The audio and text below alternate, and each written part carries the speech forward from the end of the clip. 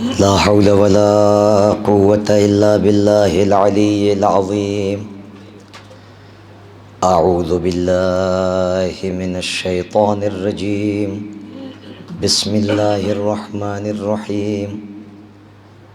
الحمد لله أهل الحمد ووليه والدال عليه والمجازي به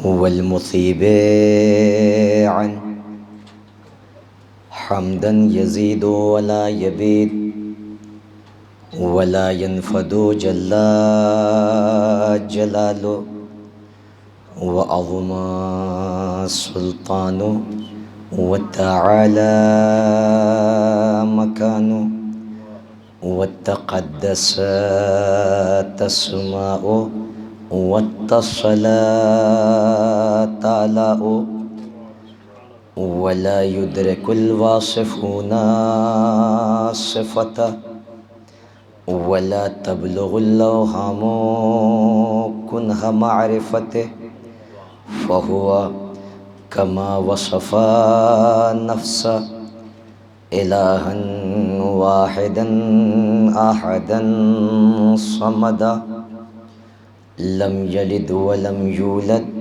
ولم يكن له كفوا أحد. ثم الصلاة والسلام على أشرف الأنبياء والمرسلين مولانا ومولى الثقلين محبوب رب المغربين جد الحسن والحسين أبي الزهراء محمد.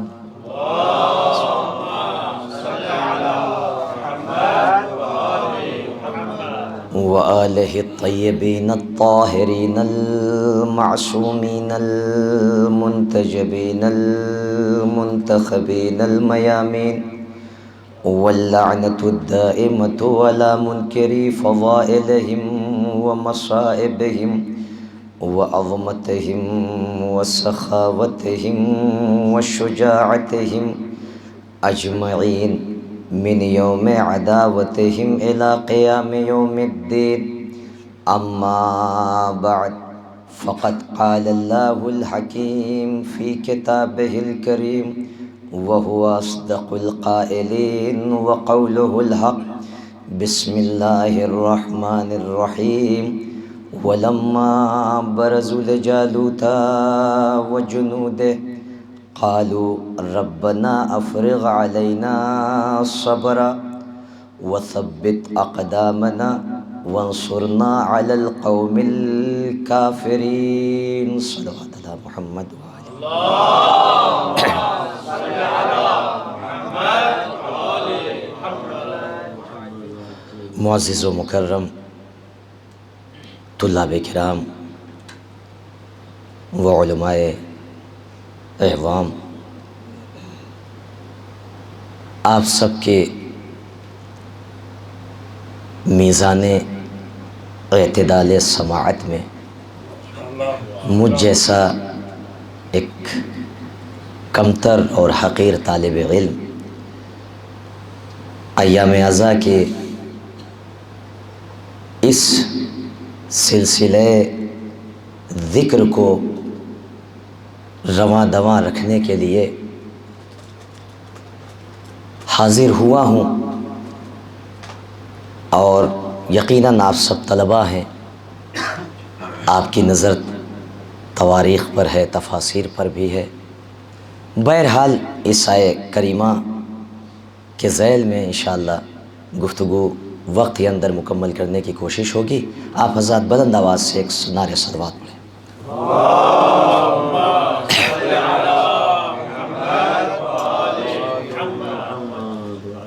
سورہ مبارکہ جسے سورۃ البقرہ کہا جاتا ہے، جو بظاہر اس مصحف کی ترتیب کے اعتبار سے دوسرا سورہ، اس کی آیت نمبر 250 کہ جس میں ارشاد رب العزت ہو رہا ہے،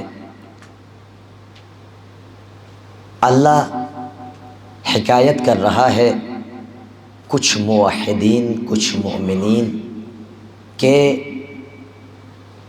بابصیرت اقوال کی کہ یہ جب اپنے وقت کے نبی کی آواز استغاثہ پہ لبیک کہتے ہوئے نکلے، یعنی قرآن نے بھی قیامت تک کے لیے ایک اصول دے دیا، اگر وقت کی نبی کی آواز پہ لبیک کہو گے تو تمہارا تذکرہ رہتی دنیا تک باقی رہے گا۔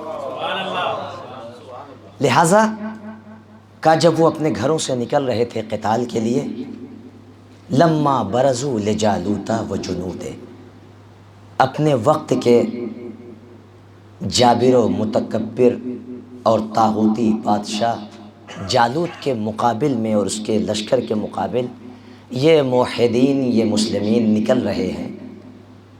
کس کی اقتداء میں؟ کہا کہ جناب داؤد کی اقتداء میں یہ موحدین کا قافلہ نکل رہا تھا۔ آزمائش، نہر سے گزرنا ہوا اور یہ تاکید تھی کہ کوئی اس سے پانی نہ پیے، مگر یہ کہ کچھ مقدار میں پانی کی اجازت تھی، لیکن جو سیراب ہو گئے وہ آگے نہ بڑھ سکے۔ جو آگے بڑھے بہرحال قلت ہے، لہٰذا بارگاہ اہدیت میں دستے دعا دراز کی۔ اب قرآن نے حکایت کی، قالو ربنا افرغ علینا صبرا، اے میرے رب، اے میرے پروردگار، ہم پر صبر کو نازل کر، اس لیے کہ اگر تو کسی کو صابر بنا دے تو دنیا کی بڑی سے بڑی مشکل اس کے پائے استقلال میں لغزش نہیں دے سکتی۔ افرغ علینا صبرا وثبت اقدامنا، ظاہر سی بات ہے میدان جنگ ہے، جنگوں میں بہت سے فرار بھی کرتے نظر آتے ہیں، لہٰذا پروردگار ہمارے قدم کو ثبات تو عطا کر، وانصرنا علی القوم الکافرین، اور قوم کافرین کے مد مقابل تو ہمارا ناصر بن جا، تو ہمارا ناصر بن جا۔ یہ دعا کس کی ہے؟ موحدین کی ہے۔ یہ دعا کس کی ہے؟ مومنین کی ہے۔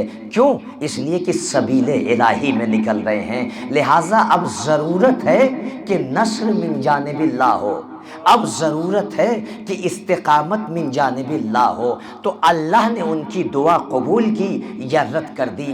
اللہ نے سورہ محمد آیت نمبر 7 میں ایک دستور دے دیا، ایک قانون دے دیا، ایک اصول دے دیا، ہم نے پیمانہ مقرر کر دیا ہے، اس معیار پہ آ جاؤ گے، اب تمہیں گھبرانے کی ضرورت نہیں ہے، اب تمہیں متحیر ہونے کی ضرورت نہیں ہے۔ پروردگار کہنا کیا چاہتا ہے؟ کہ سورہ محمد پڑھو، آیت نمبر 7 کھولو، پروردگار کیا کہنا چاہتا ہے؟ کہ بسم اللہ الرحمن الرحیم، یا ایھا الذین آمنوا ان تنصروا اللہ ینصرکم ویثبت اقدامکم، اے صاحبان ایمان تم اللہ کے مددگار بن جاؤ، اللہ تمہارا ناصر بن جائے گا۔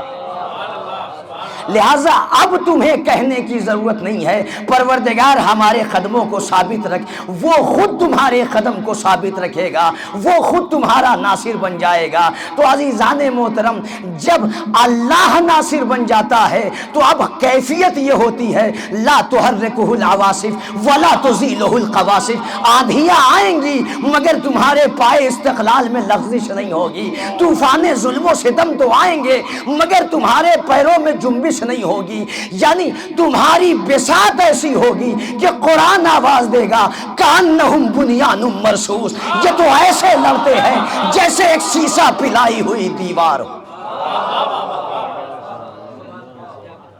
کأنہم بنیان مرصوص۔ یہ کون ہے؟ یہ کس کے صفات ہیں؟ یہ کون کہہ سکتا ہے؟ اس لیے کہ بڑے سے بڑے شجاع کو ہم نے میدان میں دیکھا، بڑے سے بڑے بہادر کو دیکھا، بس تاریخ میں ایک جملہ ملتا ہے کہ ایک شخص نے اپنے بیٹے کو بلایا، جنگ جمل کے لیے آمادہ کیا تو صرف ایک جملہ کہا، یا بنیا تزول الجبال ولا تزل، پہاڑ اپنی جگہ سے ہٹ جائے مگر تمہارے پیروں میں لغزش نہیں ہونا چاہیے۔ یعنی علی نے درس دے دیا تم میدان میں ڈٹے رہو گے، اللہ قیامت تک تمہارا تذکرہ باقی رکھے گا۔ لہذا جب میدان میں آؤ تو اپنے قدموں کو میدان میں اس طریقے سے دھسا لو، اپنے دانتوں کو دانتوں سے دبا لو، تمہاری نظر لشکر کے آخری فرد پر ہو، کبھی اول اور پہلی صف پہ نہیں ہو۔ کہا کیوں؟ کہا اس لیے کہ جب آخری صف تمہاری نظر میں ہوگی تو اب چاہے جتنے ظلم و ستم آئے تمہارے پیروں میں لغزش نہیں ہوگی۔ یعنی قرآن نے درس دے دیا کہ میدان سے خوف موت میں میدان سے فرار کرنے والے اور ہوا کرتے ہیں، اور موت کی آنکھوں میں آنکھیں ڈال کر کأنہم بنیان مرصوص کا تمغہ لینے والے اور ہوا کرتے ہیں۔ ایک صلوات پڑھے محمد و آل محمد۔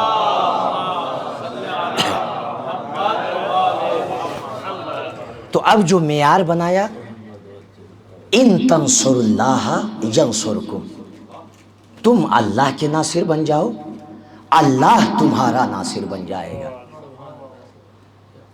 وَيُثَبِّتْ أَقْدَامَكُمْ، اب اللہ تمہارے قدموں میں ثبوت دے گا۔ بہت سی آیات ہیں کہ جس میں نصر کا تذکرہ ہوا ہے، اور نصر من جانب اللہ نازل ہونے کی بات کی گئی۔ سورہ غافر آیت نمبر 51 آواز دی، وَلَقَدْ نَصَرْنَا رسولنا والذین آمنوا، وہیں پر دوسری آیت ہے، اور اسی مضمون کی، نصر کے مضمون کی کئی آیات ہیں کہ جس میں ارشاد ہوتا ہے اِنَّا لَنَنْصُرُ رُسُلَنَا وَالَّذِينَ آمَنُوا، کہ یقیناً ہم اپنے رسولوں کے مددگار ہیں، وَالَّذِينَ آمَنُوا، اور جو صاحبان ایمان ہیں ہم ان کے ناصر ہیں۔ پروردگار کب کب کہاں کہاں نصرت کرے گا؟ فی الحیات الدنیا و یوم یقوم الاشہاد، دنیا میں بھی ہم تمہیں تنہا نہیں چھوڑیں گے، آخرت میں بھی تمہیں ہم ترک نہیں کریں گے۔ لہذا شرط یہ ہے کہ صاحبان ایمان بن جاؤ، یعنی اللہ نے نصرت کا وعدہ صاحبان ایمان سے کیا ہے۔ صاحبان ایمان کا مطلب یہ ہے کہ ایمان تمہارے قلب میں راسخ ہو، کسی منزل پر تم شک کے شکار نہ ہو، نہ نبوت میں شک ہو نہ امامت میں شک ہو۔ والذین آمنوا، اس کے بعد اسلام کی جو سب سے پہلی جنگ بدر، حالت کیا ہے، کیفیت کیا ہے؟ مسلمان گھبرائے ہوئے، کا جو مد مقابل لشکر ہے اس کی تعداد تقریباً 1000 یعنی 950 افراد پر مشتمل۔ کا یہ مومنین، یہ موحدین کتنے ہیں؟ کا کل تعداد 313۔ اچھا، اسباب جنگ کتنے ہیں؟ کا ادھر 700 زرہ، 200 شہسوار، ادھر کتنے ہیں؟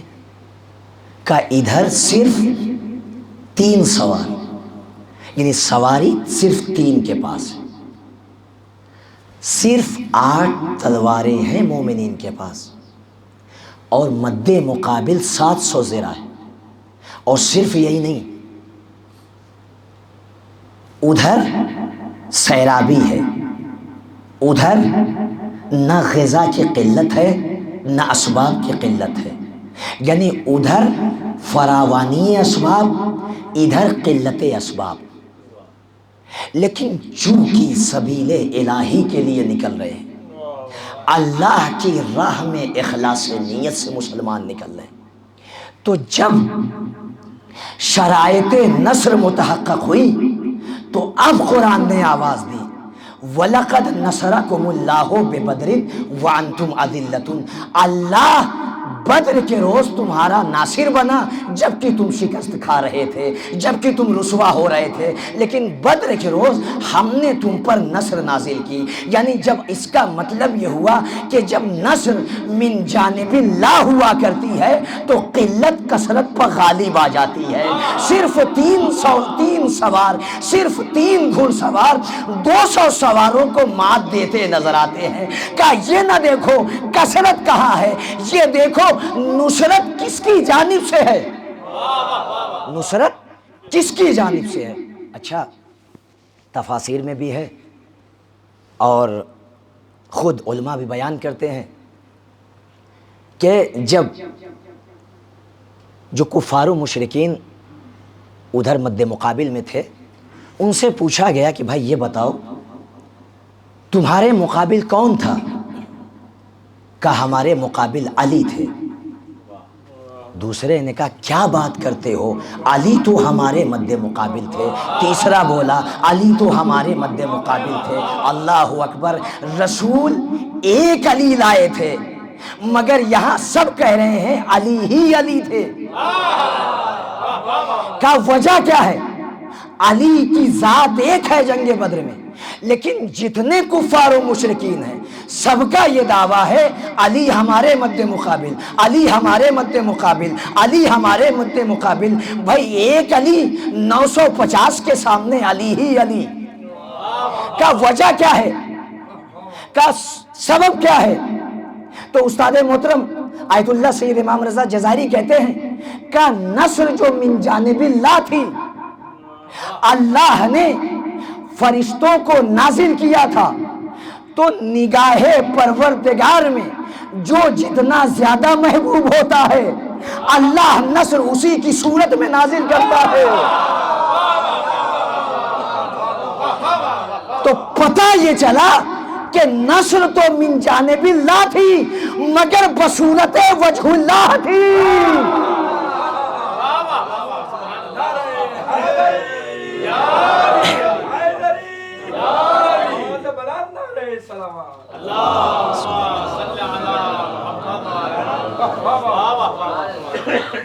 ایک صلوات پڑھے بلند آواز سے محمد و آل محمد۔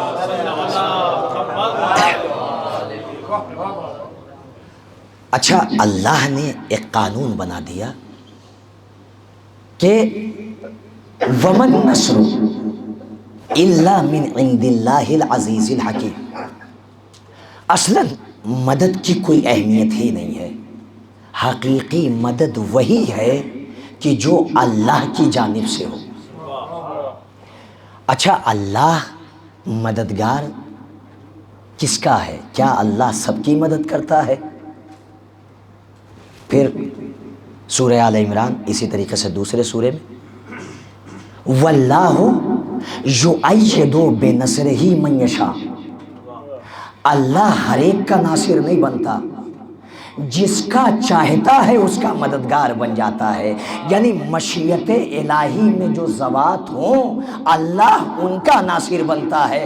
آیت کو آیت سے ملا لو، وما تشاؤون الا ان یشاء اللہ۔ اے آل محمد آپ وہی چاہتے ہیں جو مشیت الہی ہو۔ واللہ یؤید بنصرہ من یشاء۔ اب اگر آپ دیکھیں اسی طریقے سے کہ رسول نے دعا کی پروردگار مجھے سلطان نصیر دے دے۔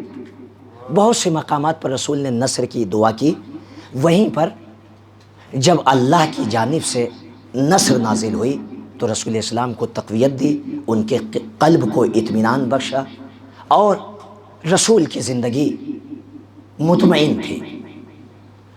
اچھا ایک بات یہ بھی ہے کہ میں نے جیسا شروع میں عرض کیا کہ دنیاوی مدد میں اور اللہ کی مدد میں بہت فرق ہے۔ دنیاوی امداد کثرت کی محتاج ہوتی ہے، دنیاوی نصر افراد کی کثرت چاہتی ہے، اسلحوں کی کثرت چاہتی ہے، مگر نصر جب من جانب اللہ ہو تو وہ استقلال عزم چاہتی ہے، کثرت اسباب نہیں چاہتی۔ یعنی تمہارا عزم مستقل ہو، تمہارا ارادہ محکم ہو، اب نصر من جانب اللہ ہوتی ہے۔ تو جب نصر من جانب اللہ ہو تو نہ کثرت افراد کو دیکھتی ہے، نہ کثرت اسباب کو دیکھتی ہے۔ اللہ کی جانب سے جب نصر نازل ہوتی ہے تو بظاہر مد مقابل ابرہہ کا ہاتھیوں والا لشکر ہوتا ہے، مگر جب نصر آتی ہے تو چھوٹے چھوٹے پرندے اپنی منقار میں چھوٹی چھوٹی کنکریاں لیتے ہیں، لیکن جب یہ کنکریاں نازل ہوتی ہیں تو اب قرآن کہتا ہے یہ اتنی وزنی ہو جاتی ہے کأنہم کعصف معقول، ایسا لگ رہا تھا یہ لشکر جیسے چبایا ہوا بھوسا بن گیا ہو۔ اللہ اکبر! اگر کارخانہ قدرت سے چند کنکریاں نازل ہو تو وہ اتنی وزنی ہوا کرتی ہے کہ ہاتھیوں کا لشکر تباہ ہو جاتا ہے، تو جس کے کارخانے قدرت کی کنکریاں اتنی وزنی ہو اس کارخانے کی ذوالفقار کتنی وزنی ہو۔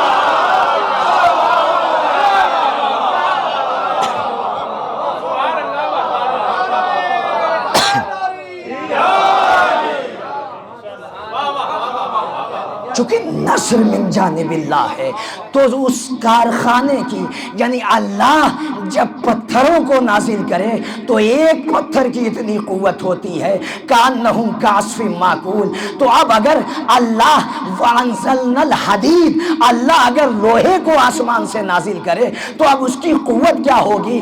یعنی اب اگر ذوالفقار مرحب کے دو ٹکڑے کر دے، عمرو ابن عبدود کے سر و تن میں جدائی کر دے، کفار کو فی النار کر دے، تو اب اس میں تعجب نہ کرنا، اس لیے کہ یہ ذوالفقار وہ ہے کہ جو من جانب اللہ ہے۔ تو اب یہ بظاہر تلوار ہے مگر اس کی قوت کا کوئی اندازہ نہیں کر سکتا۔ نہیں عزیزو، حالات حاضرہ پر ایک جملہ کہنا چاہتا ہوں، یعنی اگر یہ ذوالفقار تو بہت دور کی بات، اگر آج کے دور میں علی والے میزائل کو ذوالفقار سے منسوب کر دیں تو یہودیوں میں ہلچل مچ جاتی ہے، یہودی غضبناک ہو جاتے ہیں۔ تو جب منسوب ہونے والی میزائل میں اتنی طاقت ہو تو جب وارث ذوالفقار آئے گا اور آخری جنگ ہوگی اس وقت کیا راہ؟ ایک صلوات پڑھے محمد۔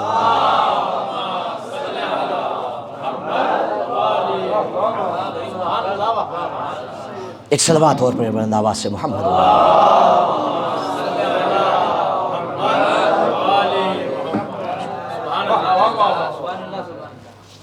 کا دستور یہ ہے،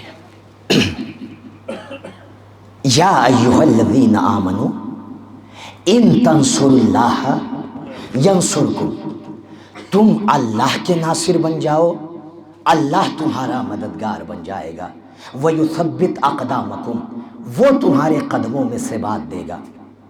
لیکن کیفیت ملاحظہ کریں، شرط یہ ہے کہ تم پہلے اللہ کے ناصر بنو، اپنے وجود کے اعتبار سے، اپنے کردار کے اعتبار سے، اپنے اخلاق و اطوار کے اعتبار سے تم اللہ کے ناصر بن جاؤ، اللہ خود بخود تمہارا مددگار بن جائے گا۔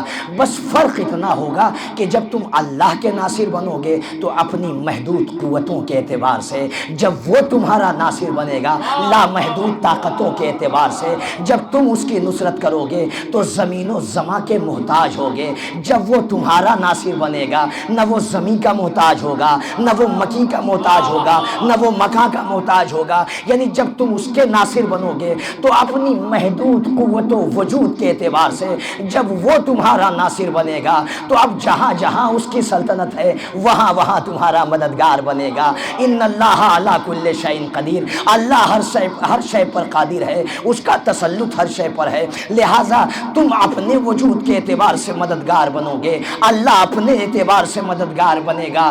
یہی وجہ تھی جب اللہ نے دستور دے دیا تو ہم نے تاریخ میں ایک منظر دیکھا، سن 61 ہجری روز عاشور، جب حسین نے اللہ کی مدد کی، زمین کربلا تھی، روز عاشورہ تھا، لیکن جب اللہ حسین کا ناصر بنا تو زمینیں تو اس کی تھی مگر فرش عزا حسین کا ہو گیا، آسمان کے شامیانے تو اس نے لگائے مگر ذکر حسین کا ہو رہا تھا، فرشتے تو اس کے تھے مگر مشتاق زیارت حسین کے تھے۔ انبیاء اس کے تھے مگر مشتاق زائرین حسین سے مصافحہ کرنے کے لیے تھے. جنت تو اس کی تھی مگر اشتیاق زائرین امام حسین کی تھی. عزادار آ جائے تو مجھے زینت مل جائے. ایک صلوات پڑھے محمد و آل محمد.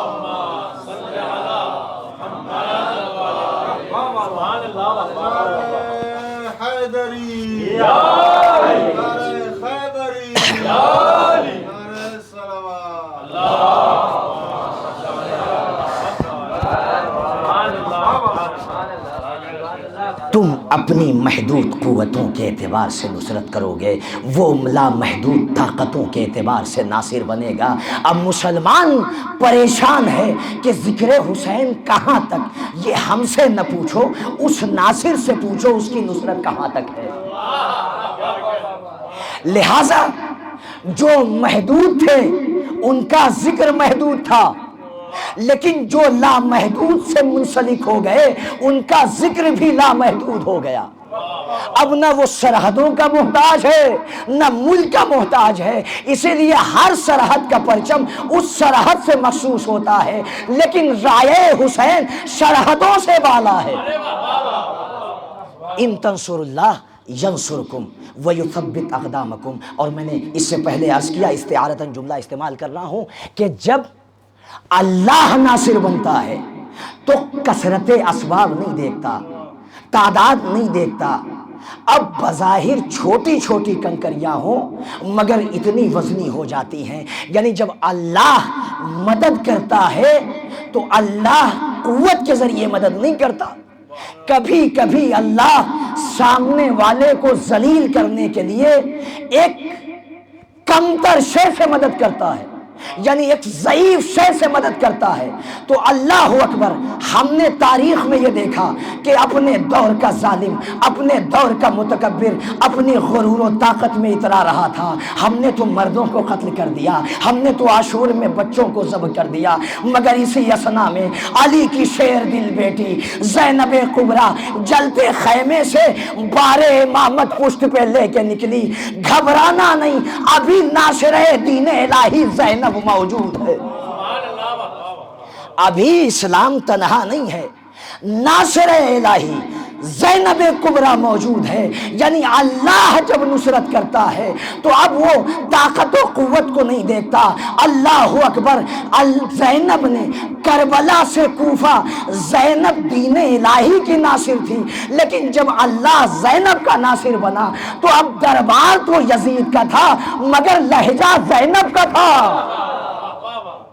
اب خطبہ زینب کا تھا. اللہ اکبر، جہاں بڑے بڑے مرد نہ بول سکے وہاں صنف نازک سے تعلق رکھنے والی ایک بی بی آواز دے رہی ہے، کد قیدک وجتہد جہدک واللہ لا تمہو ذکرنا ولا تمیتو وحینا. جتنا ہو سکے مکر و فریب کر لے، جتنا ہو سکے مکاری کر لے، خدا کی قسم نہ تو ہمارے ذکر کو مٹا سکتا ہے نہ ہماری وحی کو مات دے سکتا ہے. اللہ اکبر، دربار یزید کا، ظالم یزید، حاکم یزید، عوام یزید کی، غلام یزید کے، مگر کیا کہنا زینب اولیاء مقام کا کہ یعنی میں کہوں گا مسلمانوں، جب کل کا زندہ یزید ذکر حسین کو نہ مٹا سکا تو آج بنی امیہ کے یہ مرجھائے ہوئے ثمر کیا مقابلہ کر.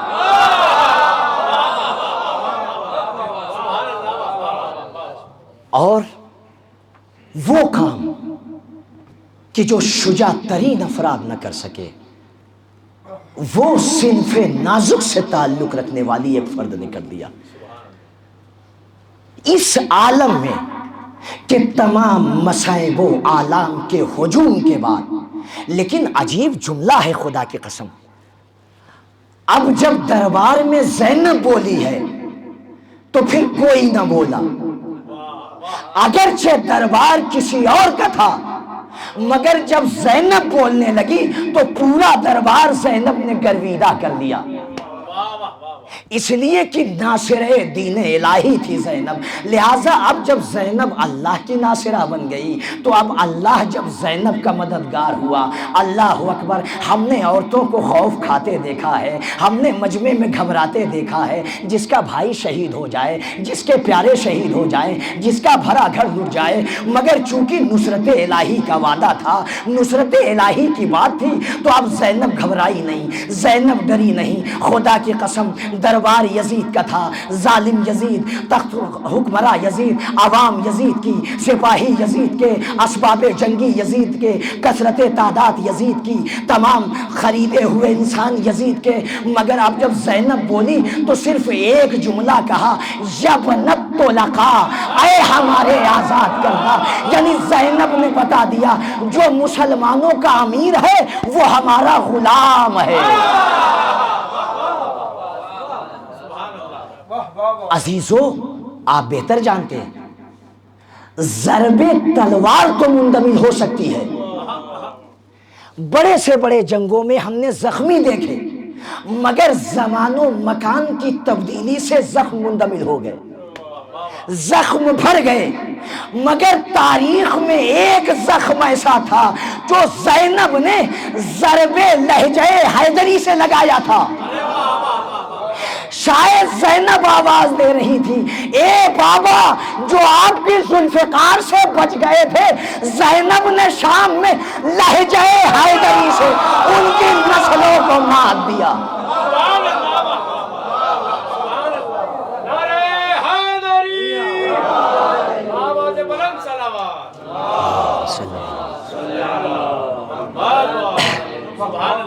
ادھر زینب جب بولی ہے، دیکھیں کثرت اسباب، حاکم، خلیفہ، بادشاہ، تعریفیں، خطیب سب اپنے ہیں، لیکن جو نسلی نجاست ہے اس پر پردہ نہیں ڈالا جا سکتا۔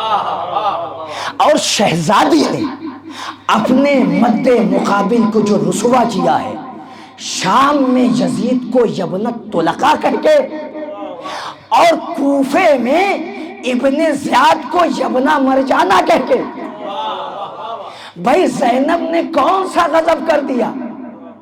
بھائی زینب نے یبنا مرجانہ ہی تو کہا ہے، اور بیٹے کو اگر ماں کا بیٹا کہہ دیا جائے تو اس میں ذلت نہیں ہے، لیکن کیا کیا جائے؟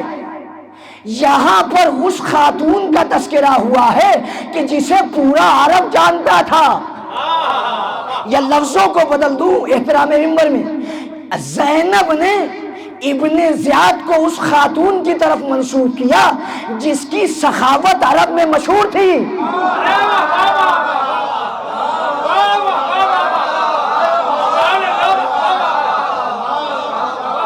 ادھر یبنت طلقاء کہہ کے رسوا کیا، ادھر یبنا مرجانہ کہہ کے قیامت تک کے لیے اصول دے دیا، اہل بیت کا دشمن وہی ہوتا ہے جس کی ماں شریف نہ ہو۔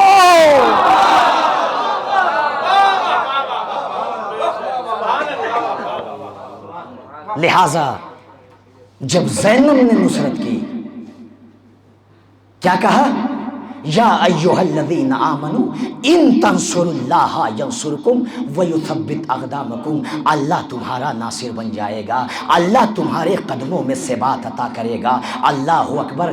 بعد روز عاشور اب جب زینب نصرت دین الہی کے لیے نکلی ہے تو بنی امیہ کے طوفان تو آئے، مگر پائے استقلال زینب میں لغزش نہ آ سکی، اور زینب کربلا سے کوفہ، کوفے سے شام تک توحید کی بقا کے لیے نکلی۔ افرغ علینا صبرا، کیا کہا تھا موحدین نے؟ پروردگار مشقت ہے، مشاکل ہے، لہذا صبر کو نازل کر، اس لیے کہ جب انسان صابر ہو جائے گا تو بڑی بڑی مصیبتوں میں بھی اس کے قدموں میں لغزش نہیں ہوگی۔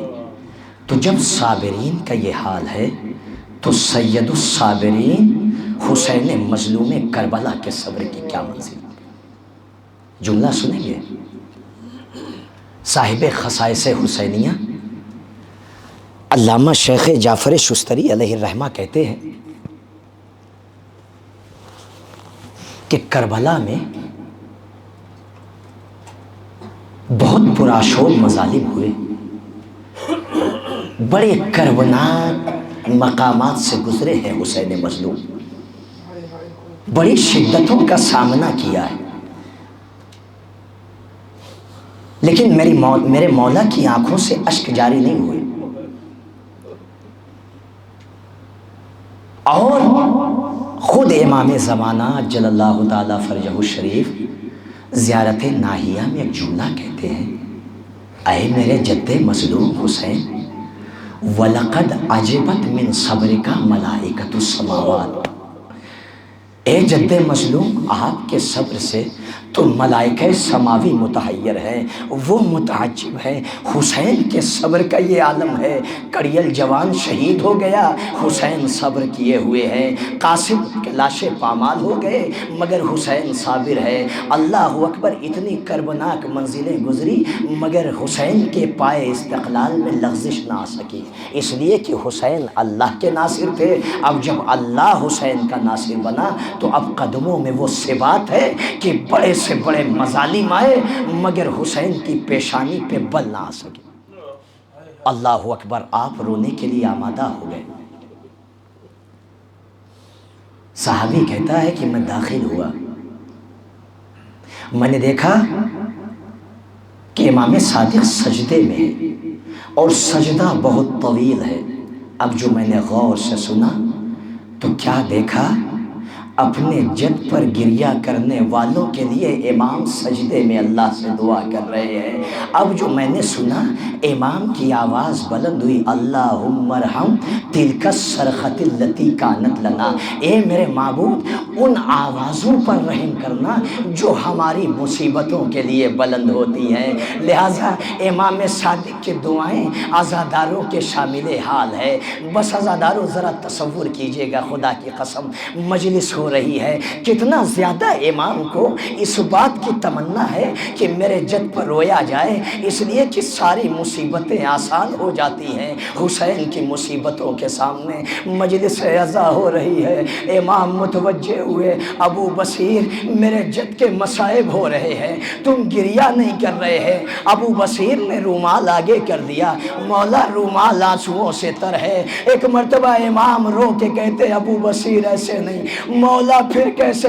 کہا ابو بصیر میرے جد پہ ویسے رویا کرو جیسے ایک ضعیفہ ماں اپنے ایک لوتے جوان کی میت پہ روتی ہے، ابو بصیر ویسے رو جیسے جنت میں میری دادی فاطمہ اپنے حسین پہ روتی ہے۔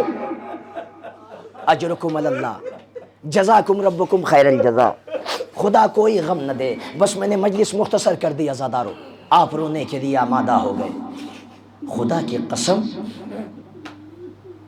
ذرا توجہ کریں کہ کربلا میں کیا عالم ہے، ثبات قدم کی کیا معراج ہے۔ علامہ ذیشان حیدر جوادی بیان کرتے ہیں کہ مولا حسین سید الصابرین میرا مولا اپنے بھائی ابوالفضل العباس سے محو گفتگو تھے مولا کا، اسی اثنا میں امام کی نظر پڑی، کیا دیکھا، ایک خیمے سے ایک کمسن بچہ برآمد ہوا، تلوار کو حمائل کیے ہوئے ہے، پٹکا لگائے ہوئے ہے، اسباب جنگی ہے اور بڑی تیزی سے دوڑتا ہوا میدان قتال کی طرف جا رہا ہے۔ نگاہ امام پڑی، کہا میرے بھیا عباس اس بچے کو روکو، ذرا پوچھو یہ کون بچہ ہے، مقتل میں کیوں جا رہا ہے۔ جناب ابوالفضل العباس آگے بڑھے، بچے کو پیار کیا، حسین کی خدمت میں لے کے آئے، کہا میرے لال تو کون ہے، کس کا بیٹا ہے؟ کہا مولا میں مسلم ابن اوسجا کا بیٹا ہوں، میں مسلم ابن اوسجا کا لال ہوں۔ سنیں گے منظر، حسین کی آنکھوں سے اشک جاری ہو گئے اور ایک جملہ کہا، اے میرے لال ابھی ابھی ابھی تیرے بابا کے جنازے سے میں آ رہا ہوں، ابھی مسلم کی میت اٹھا کے آ رہا ہوں۔ اے میرے لال، تیری ماں کے لیے تیرے باپ کا غم کافی ہے، خیمے میں پلٹ جا، خیمے میں لوٹ جا۔ بیک مرتبہ اسی اسنا میں پسے پردہ سے ایک آواز آئی، اے فرزند رسول، کنیز کا ہدیہ قبول ہو۔ میں عزاداروں تصور کیجئے گا، جملے پہ غور کیجئے گا، میں نے کیوں نقل کیا ہے؟ اے عزاداروں، جب صحابی کے بیٹے کی یہ ہمت ہے تو بھائی کے بیٹے کی کیا ہمت ہوگی؟ جب زوجہ مسلم کی یہ طاقت ہے تو زوجہ حسن مجتبیٰ کا کیا استقلال ہوگا؟ کہ اسی اسنا میں ایک مرتبہ مادر قاسم آ گئی، اے فرزند رسول، اس بیوہ کے بیٹے کو میدان کی اجازت دے دیجئے۔ اجرکم اللہ، جزاکم ربکم خیر الجزا۔ بس عزادارو، چند جملے عبادت تمام ہو گئی۔ ایک مرتبہ کربلا کے دردناک اور پرآشوب ماحول میں علامہ شیخ جعفر شستری علیہ الرحمہ نقل کرتے ہیں کہ 6 منزلیں اتنی سخت تھیں کہ جہاں حسین جیسا صابر اپنے آنسوؤں کو ضبط نہ کر سکا، اور حسین چیخ مار کے روئے۔ حسین بآواز بلند حسین نے گریہ کیا ہے کہ ان منازل میں سے قیامت کی منزل یہ تھی، ہینا برز القاسم الی القتال۔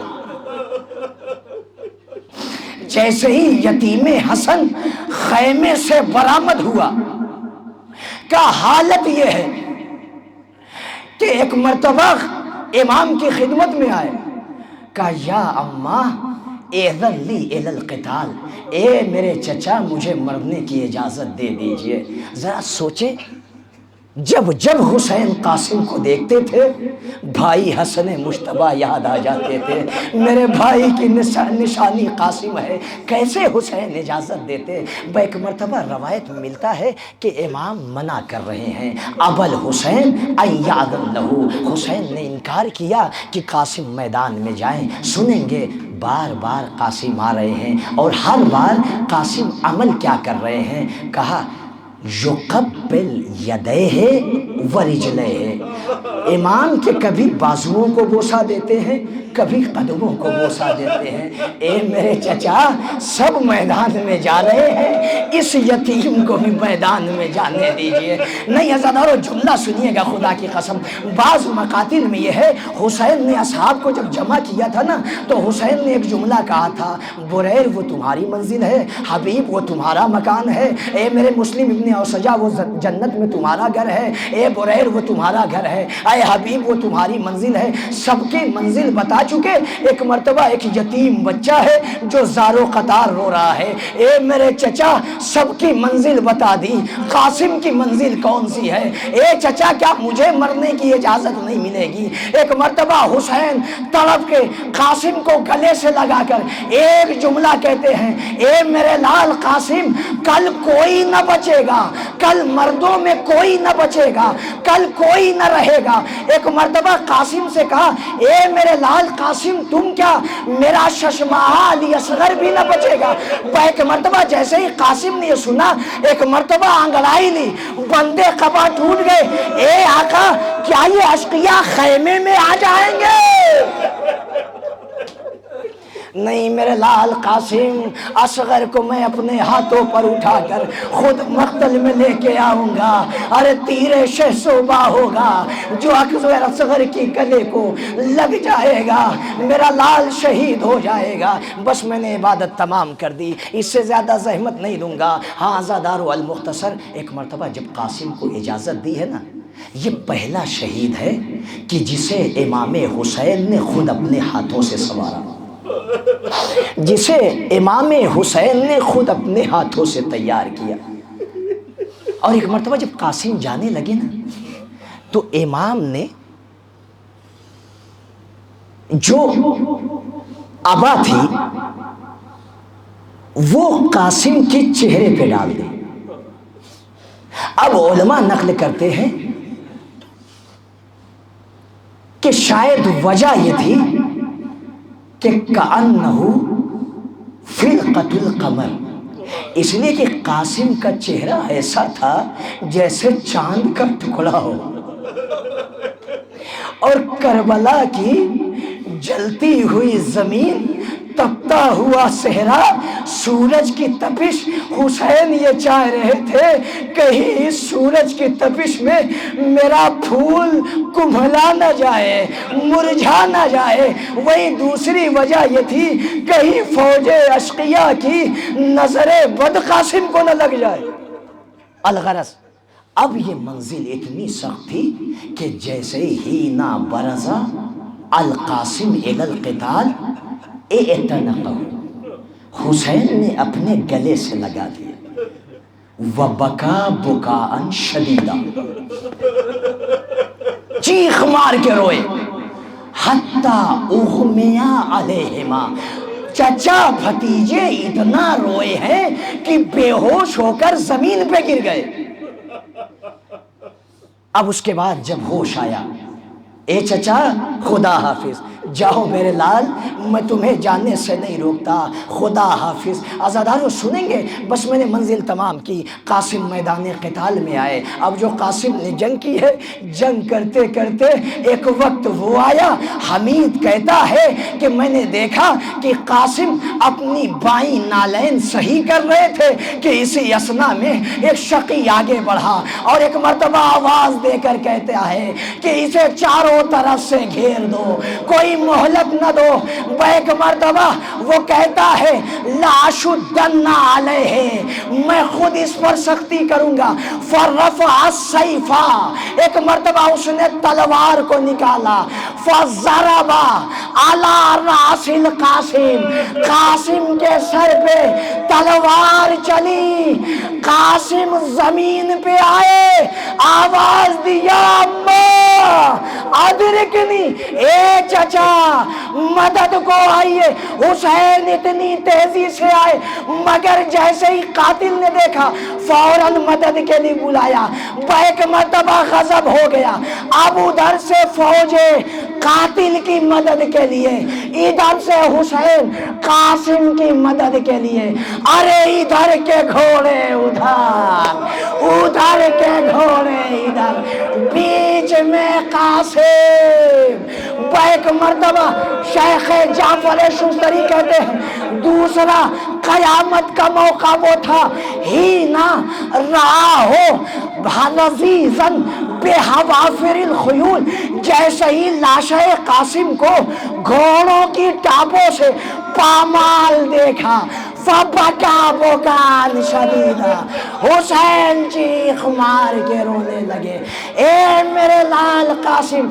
بس آخری جملہ حمید کہتا ہے کہ فضما صدرہ الی صدرہ، قاسم کے سینے کو اپنے سینے سے لگا لیا، ورجلاہ تخطان علی الارض، لیکن قاسم کے دونوں پیر زمین پہ خط دے رہے تھے۔ اللہ اکبر۔ عزادارو قاسم کے سلسلے میں ہے نا، غلام لم یبلغ الحلم، اتنا کم سن بچہ ہے جو ابھی بالغ نہیں ہوا، جو ابھی سمجھداری تک نہیں پہنچا۔ جب قاسم جا رہے تھے نا تو رکاب کاٹی گئی، چھوٹی کی گئی۔ کہا کیوں؟ کہا قاسم کے پیر رکاب تک نہیں پہنچ رہے تھے۔ مگر جب میدان قتال سے واپس حسین قاسم کو لا رہے ہیں تو حسین جیسا طویل القامت سینہ قاسم کے سینے سے لگا ہے مگر قاسم کے پیر زمین پہ خط دے رہے ہیں۔ علماء کہتے ہیں کہ دو وجہ ہو سکتی ہے، شاید گھوڑوں کی ٹاپوں سے جسم اتنا وسیع ہو گیا تھا